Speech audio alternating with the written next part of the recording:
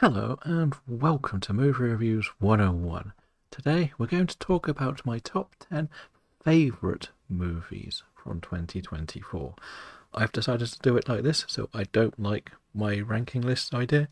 I've done them before and I can never really make up my mind.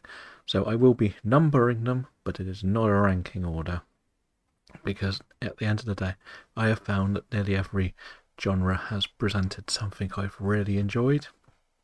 There are a few notable absentees, which I really wanted on the list but couldn't quite. So, a few honorable mentions include The Heretic, Dune Part 2, and, well, we'll say Deadpool and Wolverine was fun.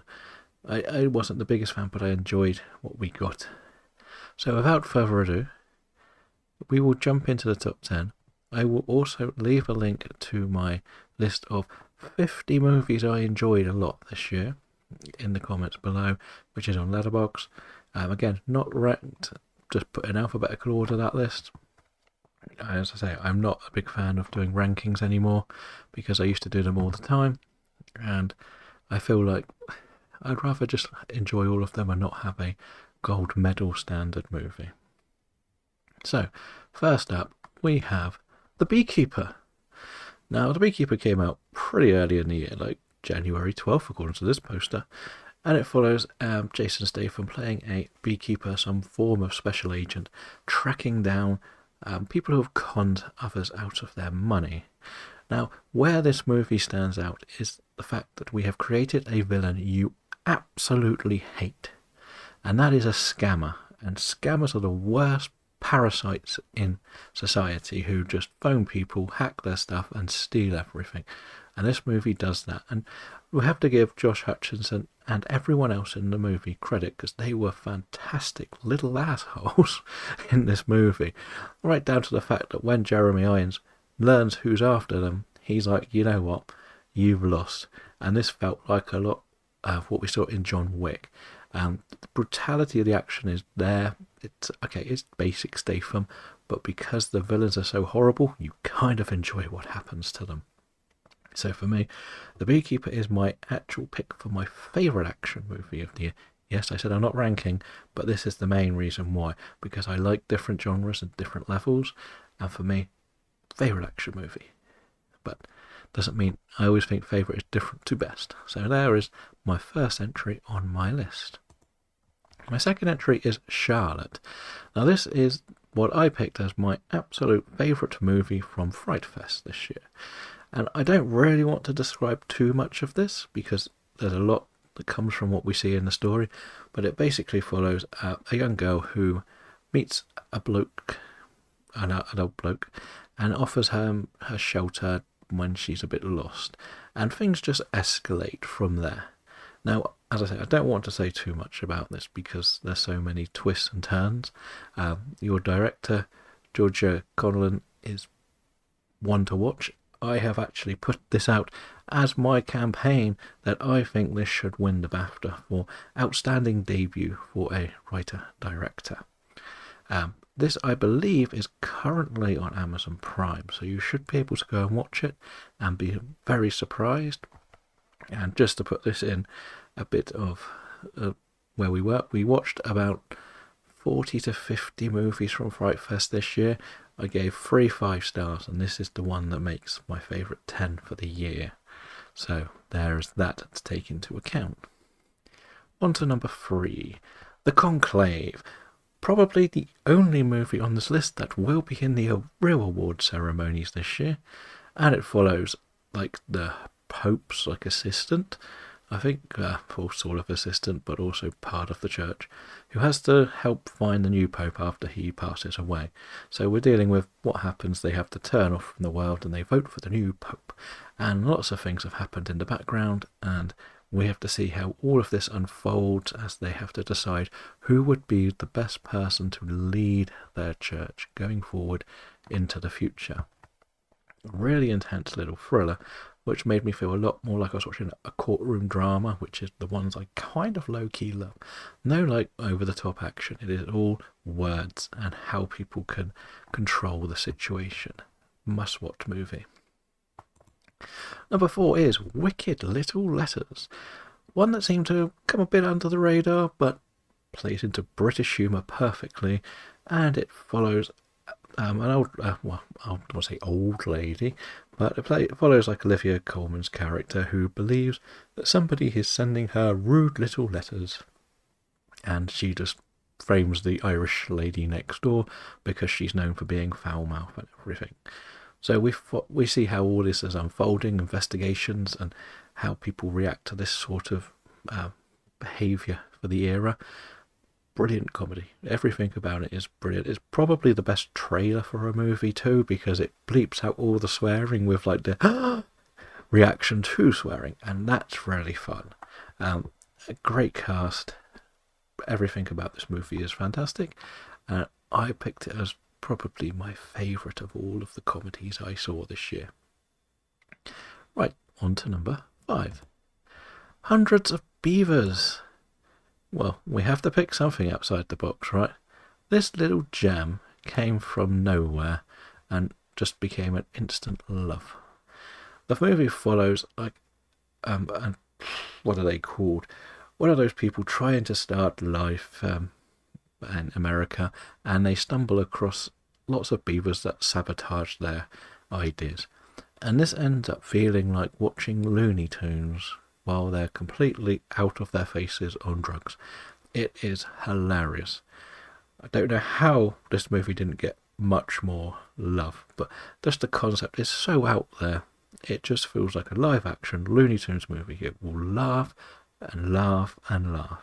So wacky, so brilliant, so enjoyable. On to number 6, we have The Iron Claw.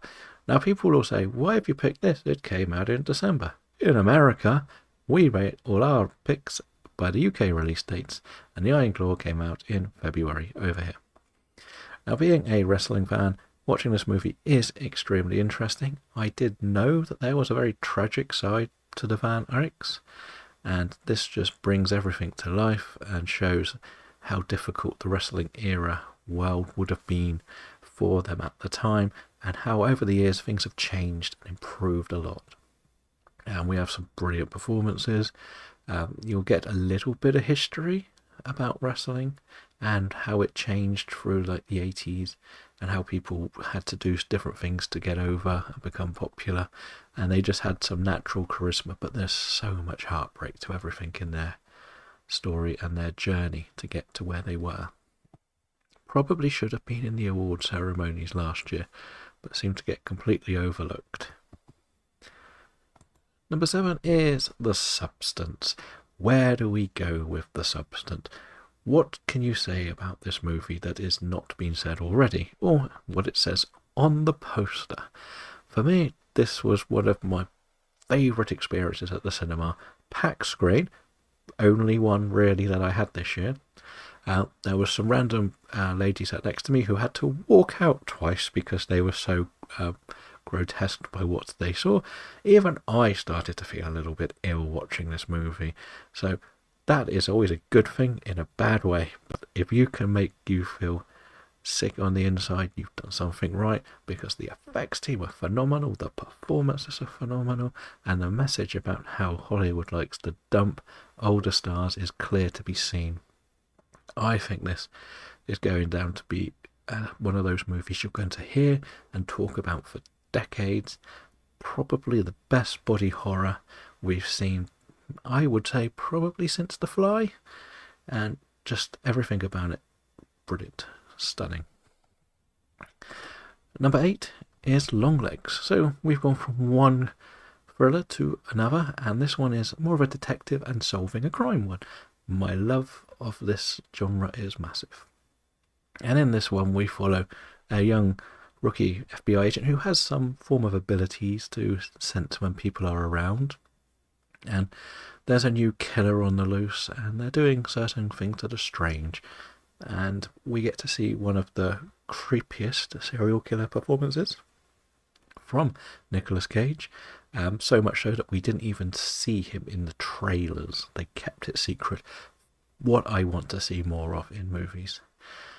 This is probably the closest I've seen a movie get to Silence of the Lambs for just the messages of not everybody fitting in. Like, the one thing that always stood out with Silence of the Lambs was how Jodie Foster's character, Clarice Starling, was a very small woman in a very masculine world, and this does the same thing. It makes her look completely out of place, but is smart enough to hold her own, tough enough to get everything done. And it's brilliant from Micah Monroe too. And we can't wait to see what Osgood Perkins does next, early February, with The Monkey. Number 9 is Lily Darling, probably the least known movie on this list. It's a bit of a tie between this and Charlotte, but this movie plays into my love of pop punk from the early 2000s. It's basically a teen romance movie about how a skater boy met an emo girl, and they just become friends because of their bond of music, and whether there could be more. So they talk about all of my favourite bands, they have some epically great pop rock music, and we've all kind of been there with the romance angles that were involved. Absolute treat of a movie, this one. If you can, you've got to check it out. I doubt it will make many other people's lists because it was very small and independent. Anyway, on to the final one of my favourites, One Life. The first movie I saw this year may have been the best. The story is so moving and outstanding, just to hear like the story how this man Nicholas Winton went out his way to try and save children from the Czech Republic during World War without ever needing the recognition, but the story comes full circle when people learn of what he did and they bring the children together. It's a real life story, so there's clips on the internet with the real Nicholas Winton and this moment, and it's sort of like, it just brings a tear to your eyes because you know how much he wasn't sure whether he did enough, but when he sees how much he has affected people, you're left there like, wow, what did you do? So good, so much hard work, and so much dedication to saving the innocent during such a horrific time. So they are my 10 favourite movies of the year. Let me know what some of yours are and what you think of the movies on this list, and question me on why I missed others. With the big start, none of the award movies have really got a release in the UK, so that's why most of them are missing. Thank you for watching, and keep on enjoying those movies. Goodbye.